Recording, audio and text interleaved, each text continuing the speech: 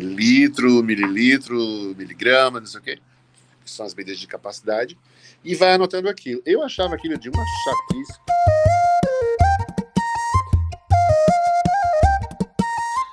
A ficha técnica contém uma receita, mas a receita não necessariamente está no formato ficha técnica, né? Nunca. E aí eu queria te perguntar isso, como que você enxerga, qual é a importância desse registro, de olhar para uma coisa que a gente cozinha, como você contou da sua mãe, tá muito complicado, deixa quieto, ou quando a gente fala, não, tá complicado, mas eu quero chegar lá, e até mesmo quando a gente vê a foto de um quindim, que já anima as pessoas, né, as crianças também, ou seja, receitas existem, receitas expressam quem a gente é, como a gente convive, e como que você enxerga a importância dessas receitas e também delas funcionarem, né? Muito simples. A ficha técnica, como o nome já diz, ela tem um intuito e objetividade de você manter o estabelecimento funcionando e sabendo o que é perda e o que não é perda. Esse final de semana eu fiz um buraco quente, que era uma receita que eu fiz, que eu ganhei o prêmio do meu picadinho, e um cliente mandou eu botar dentro do pão. E eu falei, não posso mexer, porque o buraco quente é com carne moída. Não, mas se você fizer com o seu picadinho, eu compro. E aí foi um sucesso, já vai anos essa brincadeira. E daí foi muito legal, porque a pessoa que me convidou, a Daniele, ela não é da área, mas ela já é um pouco da área, ela tem negócios, mas ela já estava preocupada com a ficha técnica, quer dizer, a evolução, essa palavra que era proibida lá na USP, falar em evolução, mas digamos, a evolução, o crescimento da gastronomia, a disseminação, que é uma palavra que se usa muito na biblioteconomia, disseminar conhecimento, a disseminação fez com que as pessoas tivessem também necessidades diferentes. Quando o jornalista me pede para escrever uma receita, ele fala. No começo eu sofria, porque eu misturava tudo. Quer dizer, eu misturava tudo, mas eu não tinha muito olhar da ficha técnica. Porque eu nunca fui professor de ficha técnica durante um período. Depois eu fui levado a fazer ficha técnica. Aí eu tive que aprender.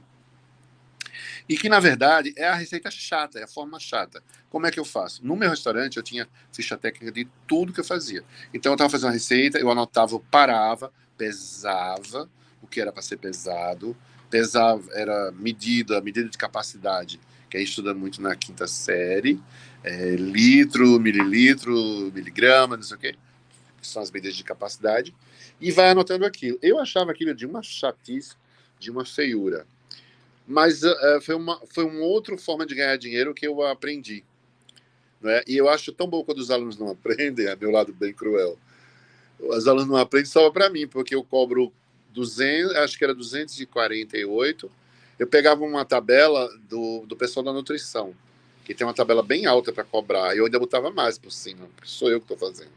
E eu não faço a ficha técnica com fórmula, não sei do que, não. É a ficha técnica aquela que vai na receita, pega a receita, faz, o cliente fala, mas você não consegue? Eu falei, não, eu consigo fazer. Eu tenho um olhômetro muito bom, mas eu preciso te dar, a tua receita é diferente, o teu baião é diferente do meu. Você botou, por exemplo, um baião lá do restaurante que eu construí, o Panelão do Norte, eles não botam alho. E muitas receitas vai encontrar alho. Porque eu sempre digo, existe a palavra modo de fazer. Quando eu vou em programa de televisão, tem muito isso, né? A televisão, ela estabelece aquele canal de comunicação que é grama, peso, xícara, copo americano, que eu acho perfeito. A Folha de São Paulo me ensinou muito a pensar nesse período, porque eu comecei a entrar na mídia, não digo assim, nos veículos de comunicação, num período que a gente não tinha esses parâmetros. Você está falando, isso, eu tenho quase 30 anos no meio do negócio da cozinha. E eu começava a fazer tudo por intuitivo. Depois veio as faculdades, depois vieram os jornalistas tendo que entender dessa forma, entender as pessoas. Então, é muito como a pessoa vive, mas também é muito como você vai facilitar as pessoas. E eu noto que muitas vezes na televisão eu queria passar alguma coisa técnica, todas as vezes que eu passava a coisa explicando uma técnica, dava confusão. Não era legal. A audiência reclamava, porque eles querem xícara, copo, mão, punhado. Acabou. E é o melhor, a pessoa está ali, ela quer resolver fazer isso logo. E num livro também, eu aprendi, quando eu escrevi os primeiros livros, os 5 primeiros livros, que a Marina Sintra, que era minha aluna da pós, ela já trabalhava na equipe da Rita Lobo, que fazia todo aquele trabalho super bem feito. Então, hoje a Rita Lobo, ela é um referencial de receitas que funcionam, de receitas que são testadas. O pessoal fala, não sei o que, eu falei, gente, mas você precisa ter uma equipe, não é assim, você produzir e não ter quem faça. Aí, depois eu descobri que a Marina trabalhava na época para ela, e eu fiquei feliz, porque as minhas receitas do livro, dos livros didáticos, já pensou? Fazer igual aqueles que apareceram outro dia aqui na educação em São Paulo, hein? Com um monte de erro assim, bizarro. Então, eu vejo hoje muitas receitas minhas no começo, há 20 anos atrás, no começo, quando a gastronomia estava assim, sendo solicitada para matéria, em que eu via que não tem receitas minhas que elas estão corretas, elas funcionam, mas assim, tem um outro acabamento. Então, às vezes, me pede receita assim, eu dou um Google para me procurar. Assim, vatapá, eu tenho o que eu fiz. E aí uma coisa eu botei na minha cabeça, diz lá, modo de fazer. E a receita também passou a ter um elo de afetividade, João, que é uma das coisas que eu acho mais bonita de beleza, de emoção, da comida escrita. Você falou sobre escrever sobre comida, né? Quando você está escrevendo uma receita e as pessoas expressam, a comida da minha avó era assim, minha avó fazia assado. Então, se não tem um registro, eu lembro quando eu tive muita sorte na vida e tenho ainda. Eu fui muito amigo da dona Betina Orrinco, que foi fundadora da revista Cláudia, que é essa maravilhosa, essa senhora, deixa eu ver, sou ruim de esquerda com direita. Essa aqui. Opa, eita, eu sou péssimo de localizar. Ela está aqui, é uma senhorinha. Ela faleceu ano passado. E minha mãe colecionava as revistinhas da Cláudia e depois eu fiquei amigo dela. Muito louco isso. E ela sempre foi uma apaixonada por receitas. Quando ela foi fazer essa coleção aqui, ela me entrevistou sem eu saber o que ela estava fazendo, que eu achei o mais interessante. Eu já estava na cozinha, ela foi me entrevistar sobre a Paraíba, que era meu estado de origem. Porque ela tinha tido algumas informações que ela já sabia da cabeça, que algumas receitas mudaram em função do merchandising, do merchan. Então, faz tantas, use farinha tal. Quer dizer, a gente nem tem tanta farinha no Brasil.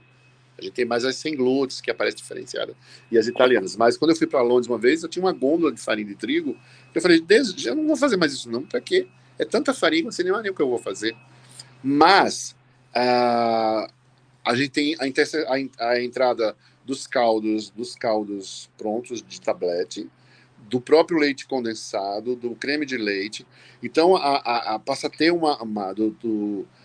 a Dona Ofélia teve um período muito que ela a Sica e a Cepera, a Maggi, então, quer dizer, são períodos que foram, as pessoas ficam falando mais, foram períodos que existiram, eram reais. E as receitas se transformaram nesse período. Eu tenho uma amiga que ela é professora de comunicação, e o mestrado dela foi sobre 10 anos, ela analisou 10 capas de revista de gastronomia. Meu amigo, uma mais feia que a outra. E o objetivo não era esse, ver a mais feia, mas eram todas muito feias. Porque tinha os exageros, porque é a época do fio de ovos, sabe? Tem uma que eu fiquei rindo, eu fui para a defesa dela, era parecia um poodle de fio de ovos, mas era um arranjo de Natal, uma mesa de Natal com fio de ovos. Era igual um poodle, eu achava que era um poodle que estava ali em cima da mesa. Mas acontece, né? Então, assim, as receitas vai ter sempre suas etapas. Eu colecionei uma época muitas revistas estrangeiras que tem outra forma de se pronunciar. Aí a gente vê os livros antigos, bem antigos, como os da dona Betina já obedeciam uma linha da própria Abril, da própria Casa Cláudia, né, da Cláudia, da revista. E outras pessoas que foram realmente, nesse período, transformando, né? Depois tivemos o período das receitas do YouTube na televisão, que nem sempre tinha. Depois tem o acervo, mas hoje em dia, a maioria das emissoras de televisão que tem os programas de televisão, ela faz, olha, tá tudo aqui, mas tá tudo lá no Globo.com, tá tudo lá não sei mais aonde. Mas é em função também do que aconteceu. Uma vez me chamaram para fazer um monte de receitas de carne que foi para Globo.com. Uma jornalista me chamou porque ela confiava que sabia que eu ia fazer. não somente mandar a receita, mas fazer a receita em si, né?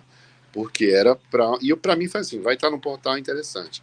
Então, tem receitas minhas muito boas, principalmente as dos últimos 10 anos, elas estão bem mais elaboradas, estão mais pensadas, já não tem tanto registro de uso. Por exemplo, eu não sou muito... Adoro leite condensado, mas as minhas receitas eu evito o máximo. E meu pai dizia, para que você vai botar leite condensado no... Como é que chama aqui? Canjica branca. A gente nunca botou isso. Você aprendeu a fazer pudim, né, dizia, sem... Meu pai cozinhava muito bem. Sem leite condensado. É gema que dá liga. Aí eu, pá, é mesmo, né? Então eu gosto muito de tomar leite condensado assim, na lata. e com farinha láctea. Adoro leite condensado e farinha láctea. Com banana. Mas, assim, eu procuro mostrar isso porque eu já participei de livros da Nestlé, já participei de livros os 50 anos da Miojo, em que eu falava assim, meu Deus, fazendo... Mas eram as minhas receitas que iam adaptadas. Eu falava, tira o pozinho, né? Mas está lá. Um livro bem bonito. Esse eu esqueci, é um livro que são vários chefes que fizeram sobre os 50 anos do miojo, né? No Brasil. E por aí vai. Então, João, essa ficha técnica, ela tem, para mim, ela tem mais um significado semiótico, simbólico, no que diz respeito ao amor, afeto, porque todo mundo guarda as receitas da sua avó. Eu tenho duas avós, assim, uma que é a Ana Rita Suassuna, que ela diz que eu sou irrequieto, e uma que é a Dona Betina, que eu tenho muita saudade dela. Eu chamava ela de primeira dama da cozinha brasileira, e para não dar confusão, eu chamava a Dona Ana Rita da primeira dama do Nordeste. E a ambas, né? Uma me deu um rapa-coco, sabe o que é rapa-coco? Raspar o coco. A Ana Rita me deu uma. E ali na minha mesa de centro de mesa, tem uma compoteira de bico de jaca, que quem me deu foi a Dona Betina, com doce de jaca dentro. E está ali guardada, não bota mais doce, está guardada como um troféu ali na mesa de uma pessoa que foi muito importante na minha vida e que me ensinou. E ela tem um livro que eu super recomendo, chama-se Os Jantares que Não Dei. Eu tinha eu não sou uma pessoa de inveja, mas essa eu tinha. Ela fez jantares para as pessoas que ela nunca nem falou. Fez para Dorival Caymmi, João Gilberto, fez para Beatriz Segal, e a gente fez essas comidas no meu restaurante, Os Jantares que Não Dei. Eu acho fantástico. Então a gastronomia... Nossa, que lindo esse livro, né? Compra, porque você vai amar. Ela faleceu ano passado. E a gente conversou muito na pandemia, eu mandava... Tinha uma pessoa que fazia aqueles... Ela era baiana, né? Ela é baiana da nobreza. E ela foi estudar artes em Veneza, e depois caiu na Casa Cláudia. É fundadora da revista e trabalhou até ir embora, né? E construiu essa coleção que eu acho brilhante dos livros dos estados, das cozinhas do Brasil. E é isso, olha, então tem a coleção, 29 volumes, é isso mesmo. É maravilhoso. Então, a receita também, ainda respondendo a sua pergunta, que não tem fim, que eu não termino de responder, é que vira registro para ads de eternos, né? Então, ela é uma pessoa muito importante. A Ofélia também tem muitos caderninhos que são de receitas da Panex, da Nestlé, da Maggi, de muitos lugares, de empresas que patrocinaram, e essas revistas viraram registros. São muito importantes.